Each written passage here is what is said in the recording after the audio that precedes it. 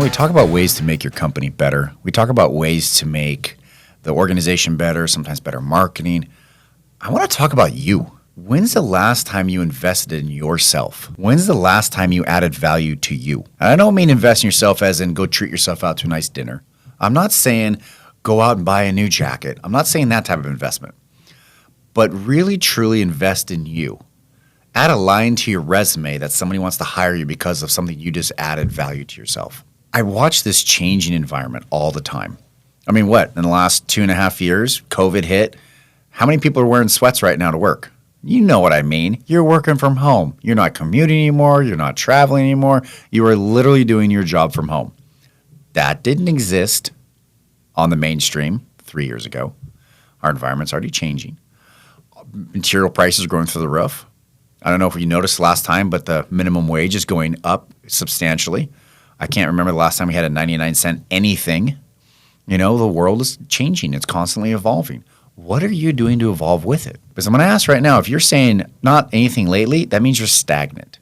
And if you're stagnant while the rest of the world is growing, you're really declining. You're slowly becoming a dinosaur and becoming obsolete. And that's scary. I don't know if you're young. I don't know if you're older. I don't know if you're middle-aged like me.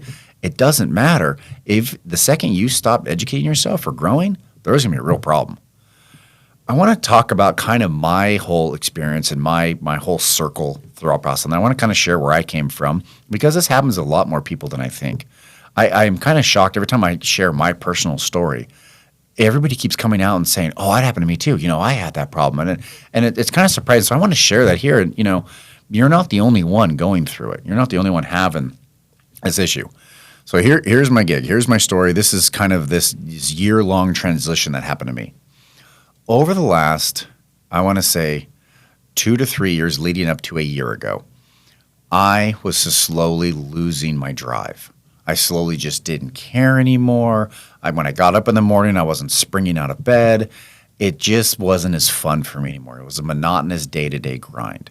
I came in, we did some presidential stuff, we did some sales, we looked over the books. It was just the monotonous day-to-day grind. The most exciting thing at the end of the day was going home and seeing my kids, who everything was a new adventure. Everything was brand new to them. And you kind of got that pep. It was kind of fun. But the regular day-to-day grind was not fun anymore for me. And I wanted to add some pizzazz. I knew I was not losing my passion because I have a passion for education, a passion for custom manufacturing facilities. That wasn't it. It was just the drive behind the passion was getting lost. And I didn't really know what to do with it. And I started kind of poking and prodding in different areas. And I remember one time I took my fiance down to my friend's house, a longtime high school buddy, and a couple other friends were there. And I'm going to name them Bob and Dan here for the sake of the story. And I was talking to them, and I said, hey, it'd be really cool if we could, buy an apartment complex together. What'd be really neat if we, invest in some stocks together, some mutual funds? What'd be really cool if we were able to open another company or create a consulting company? And I just kept throwing these ideas out to the group as we're sitting there around the fire pit drinking beers. And they're like, oh, that'd be cool. Oh, that'd be cool. And they kept giving me one-word answers like, we're done talking about this. Let's do something else. And no matter how much I tried to steer to, financial freedom and let's make some more money in such a way that's not the 9-to-5 grind, nobody wanted to hear it. And I came to the realization that I was the smartest person in the room. And I'm not talking IQ. I'm not saying I'm the smartest person on the planet. I'm not saying that at all. I'm just saying in my group of friends, I was the only one that wanted to reinvest in himself. I was the only one that wanted to grow and continue to grow and move forward and, add more lines to my resume. And I realized that I had tapped out the pickle barrel that I was in, so to speak. The barrel that I was in was done. There was nothing else. I was the big fish in the small pond. And I needed to find another pond. I needed to find another place that I could excel and grow.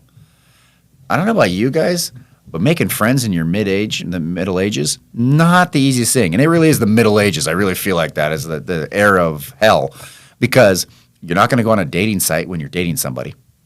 You go down the bar and you strike up a conversation. That's so-so, but even then, for me being in Southern California, everybody kind of looks at you weird. If you're in the Bible Belt, I'm sure you can have a great conversation with anybody because they're a lot more friendly. But it's not the easiest thing to find friends. And then it's definitely not easy to find friends that want to scale. They're a rare breed. I hate to say it, but they are. People that invest themselves, they're not a dime a dozen by any means. It's very hard to find. And so I came back home, and I remember this conversation vividly. And I was telling my fiance, I said, I need help. I need a better set of friends, and I don't know what to do. Should I go join a society? Should I join a group? At this point in time, I'll take a self-help group. At least they want to try and better themselves. I was looking for anything. And she goes, I don't know, but I agree with you. We need to find another pool of friends. We need to find another group of friends that want to scale and grow. And I said, but who? But where? We both just shrugged our shoulders. We didn't know where to start. We really didn't. And so I got on Instagram, and I went to Tony Robbins first. I went right to him, and I said, okay, here's some good inspirational stuff. Here's some ideas. Let's look at the world a little bit differently. Let's look at it through his eyes. Maybe I'll find some inspiration in there, and I'll get my drive back. So I started following him on Instagram, and I found some other people, some other influencers that actually had a really good speech to give, a good education. And it worked for a second. You get that little high and go, oh, I feel good, I'm going to feel great. And a half hour later, I was done, I was gone. The drive had been lost, depleted out. It's like one drip in the gas tank. It wasn't enough to sustain. And I came across something called Man of War. Now, I'm not going to get into a great amount of detail about it. You guys can look it up. You can join it if you want to. But I joined Man of War. I looked at it. It looked like men that wanted to scale and go to the next level. It looked like something that was very intriguing for me. And then it also had a physical aspect to it. It had a physical aspect where you had to physically pass their rigmarole, their crucibles, they call it, before you're allowed to get actually into the society. And I thought that was pretty cool because if you're really trying to grow yourself and make yourself better, you're also going to keep your body in shape. You're going to be eating healthy. You're going to get regular sleep. You're not going to be poisoning your body with excess alcohol or drugs. You're going to have a healthy mindset. So I kind of liked all the features that were going on here. And so I signed up, but I really didn't know what I was getting into. And they start you out with a prep phase that was months and months of reading and dissecting a book. Now, I will admit, I haven't read a book in years. I wasn't, investing in myself. I wasn't growing myself. I was stagnant. I was declining because I just didn't have that drive or passion anymore. And the first thing they did out the gate was, here's this book. We want to dissect it and read chapters and all learn together. And so you had to go through this book and read it and understand each part of the passages and how it works for your mindset and how you view the world and how you view things. That opened my eyes just right off of that. And I went, whoa. You can get knowledge from books? Now, this sounds stupid, but I'm telling you, that was me. I really, truly, 100% went, oh my God, I can start reading books and get more knowledge. And so when I finished the book that they had given me, I went and said, what else is a good read out there? And they instantly just flooded my inbox with all these different books to read, and I just started reading. After the Crucible, I was talking to some of the other men inside the society, and I said, how are you growing yourselves? What are you plugging yourself into to make you a better person? And one of the things they talked about was having a mentorship. Now, I do mentorships. I help companies grow and scale all the time. I never thought about having a mentor for myself to help me grow and scale. Not only was I thought I was the smartest person in my group of friends, which at that moment and given time I was also a dinosaur in my own realm thinking that there wasn't anything else for me to learn. So as my eyes are being opened, painfully, sadly, I'm mentoring people, but yet I don't think I need a mentor. That's pretty short-sighted. That's pretty stupid on my part. But it was true. This is the truth. And so I said, well, anybody you guys do mentorships? I said, what are you looking for? And I told them, and they said, yeah, this is the items I'm looking for inside of my four walls of my company, but I'm more looking about me personally. How can I go to the next level so I have my drive again? And they said, all right, you're going to want to work with this consultant and go this route, and I did. It's a 6-month mentorship. It is twice a week, 1 hour, and I cannot tell you how much my eyes have been opened. I can't even begin to fathom the areas that we're talking about, from the in-depth social media to the Google Analytics to talking about writing letters to my team every single morning. So when they come in the morning, they have a nice letter. All of these different areas to run my company more efficiently, to understand where our clients are coming in from, to capture the costing even better than what I had before. All of these different avenues opened my eyes so much, and I was just shocked at what was brought to me. And I thought I had known all these other pieces.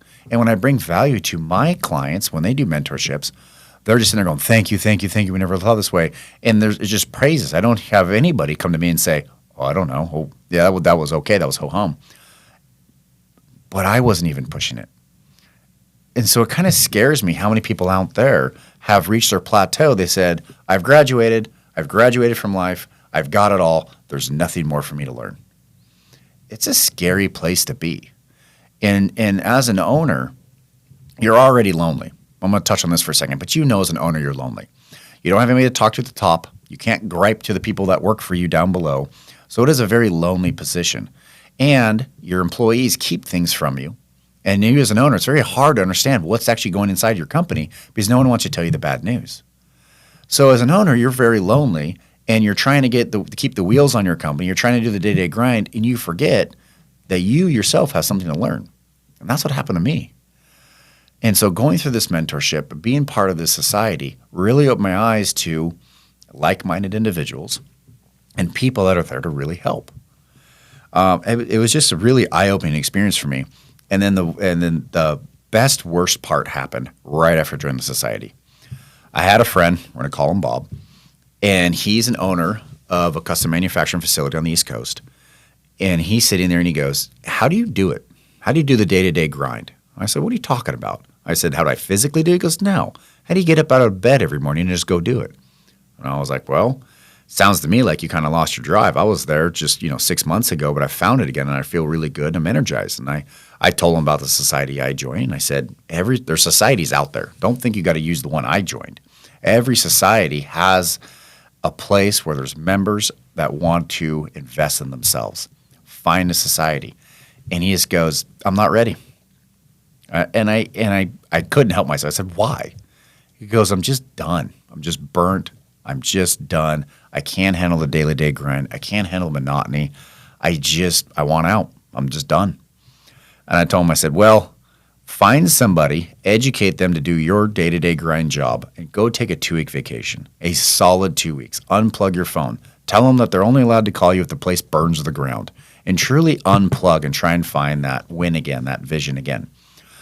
And he just goes, I can't. He goes, I just can't. And he was in what I would almost call a depressionary state. And he just didn't have his drive anymore. He was just done.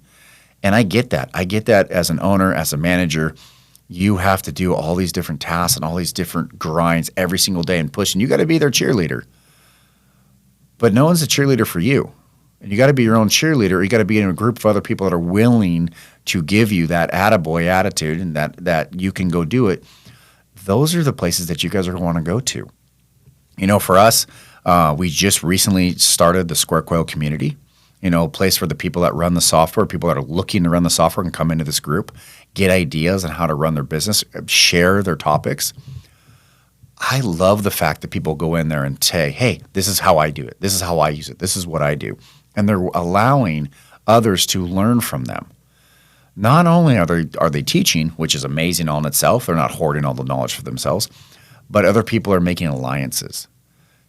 And that's kind of what it is, I guess, in the way. When you truly invest yourself and you get around like-minded people, you're making an alliance that I'm going to help you here, you're going to help me here, and we don't have to trudge through these waters of life every single day by ourselves. And I'm talking about a business sense. I'm not talking about marriage or anything. I'm just talking about the business sense of making alliances. But when you have a group around you, whether society, a community, or even just a Facebook community, you have groups that are going to collaborate together to find a common goal. And it's a beautiful thing. It really is. I didn't take advantage of any of this stuff in the last 2 years. Well, I have in the last year, but prior to that, 2 years prior to 1 year ago. And it was a bad idea on my part. It really was. It was short-sighted, and it was not a good place to be. And my growth was tight. You guys need to look into the simple stuff. Let's start slow. Find a good book. I will, if you guys leave some comments on what books I'm reading, I can easily share it to you underneath the, go to the AC Method. We're on YouTube. Go down in the comments section and say, hey, Aaron, what books are you reading? I can give you guys some of those good books. I can show you what I'm reading, how it's scaling my business, what I'm learning from. And I'm super happy and open to share that with you because I think it's a good idea. I think it's a good idea to say, hey, what did you learn? What book did you like that actually pushed you to the next level? That's starters.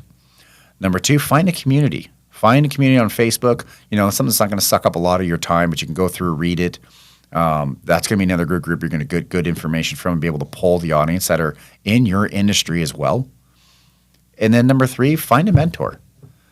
I will tell you that my first mentorship was amazing. It was unbelievable. And I don't think I'm going to be without a mentor ever again. I might take a break for 3 to 6 months, but that'll be the max.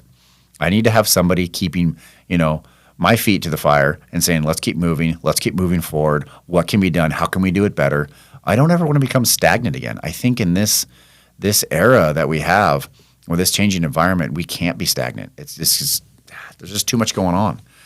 So that's my thoughts on that. I really wanted to share you guys what a mentorship does, how investing in yourself can change you, just a community, just reading a book. Those are the things that are going to propel your company to the next level.